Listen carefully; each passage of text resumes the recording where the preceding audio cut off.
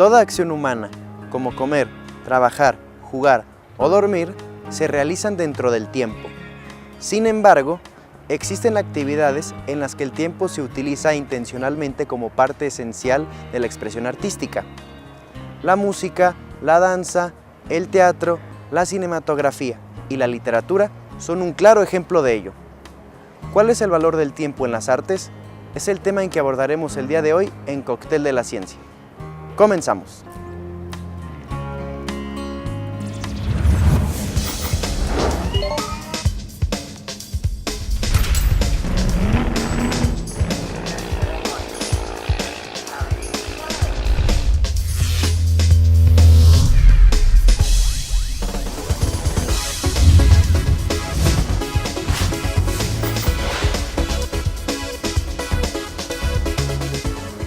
La literatura es el arte de la palabra, oral o escrita.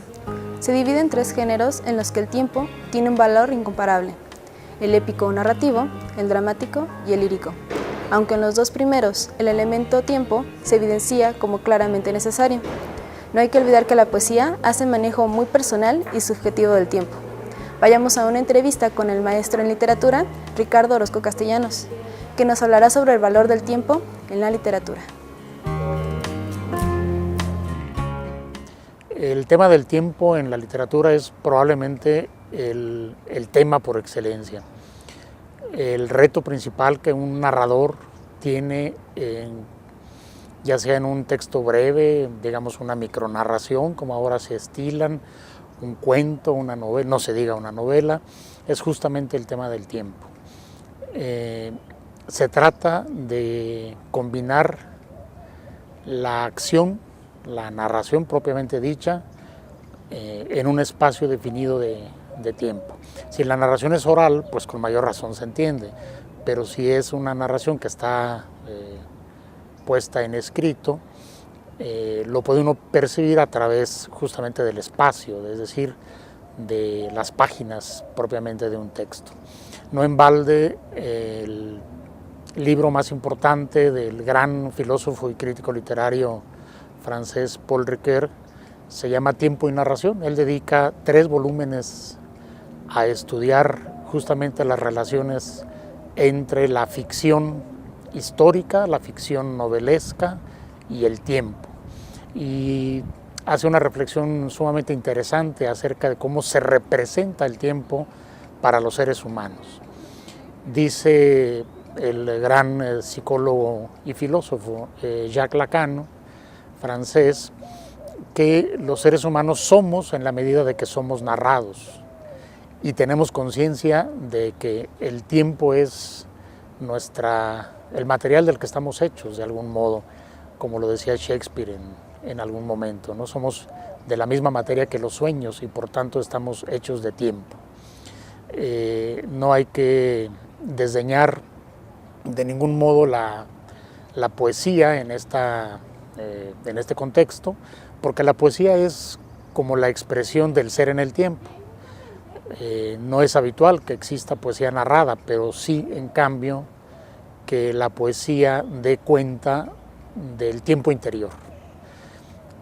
De todas maneras, el género narrativo también da cuenta del tiempo interior.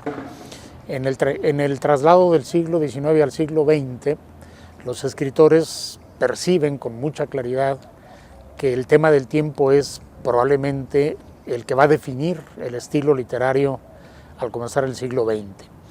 Y probablemente el escritor que mejor lo comprendió es Marcel Proust.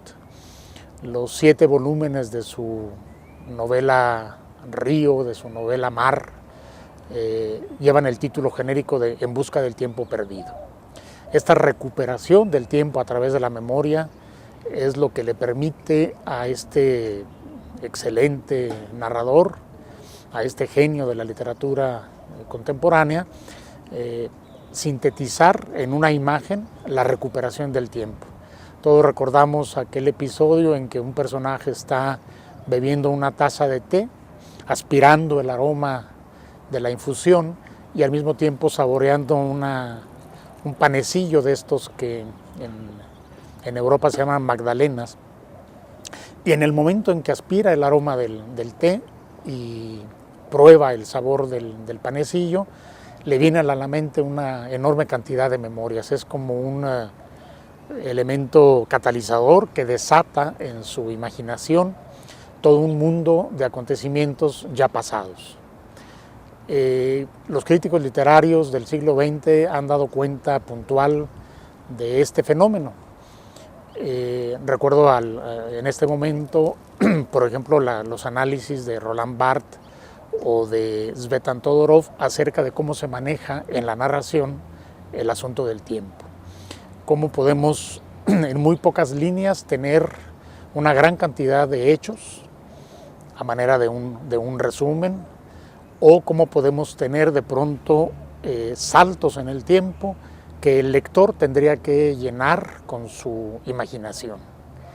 Cuando uno lee una novela que le apasiona, que le deja la mente llena de sensaciones, de estímulos para recordar cosas o para construir en la mente lo que no se dice en el texto, estamos asistiendo justamente a un manejo extraordinario, genial del tiempo en una narración. Las elipsis, por ejemplo, que en el lenguaje cinematográfico son mucho más perceptibles, en literatura tienen también una función muy importante, porque si el autor retoma la narración después de un capítulo diciéndonos lo que había pasado antes, podríamos estar frente a un texto que resume. Pero si el autor se sitúa en medio del relato, lo que los técnicos llaman in medias res, es decir, ya comenzada la acción, el lector tiene entonces un papel mucho más importante frente a este, digamos, enigma que le está planteando la obra literaria.